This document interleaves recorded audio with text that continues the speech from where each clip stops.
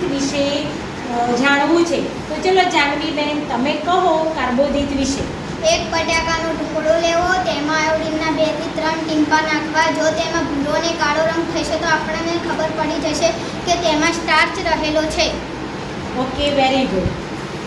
ચલો હવે સેજલ, તારે પ્રોટીનની કસોટી કેવી રીતે થાય એ કહેવાનું છે. સૌથી પહેલાં આપણે કોઈ પણ ખાદ્ય પદાર્થનો ભૂકો કરવો, તેને સાફ કસનળીમાં નાખવું, તેમાં 10 ટીમ્પા પાણી ઉમેરવું, તેમાં કોપર સલ્ફેટના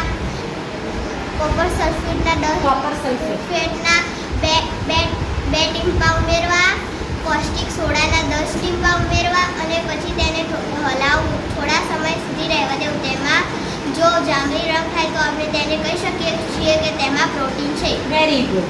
ચલો આરોહી, તમે હવે ચરબીની કસોટી કેવી રીતે થાય એ જણાવો.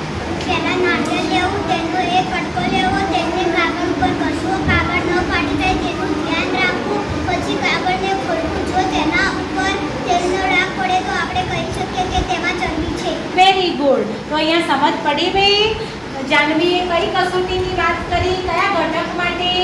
કાર્બોદિત. બરાબર, એની કસોટી કેવી રીતે થાય. સેજલે કયા ઘટક માટે વાત કરી? પ્રોટીન. અને આરોહીએ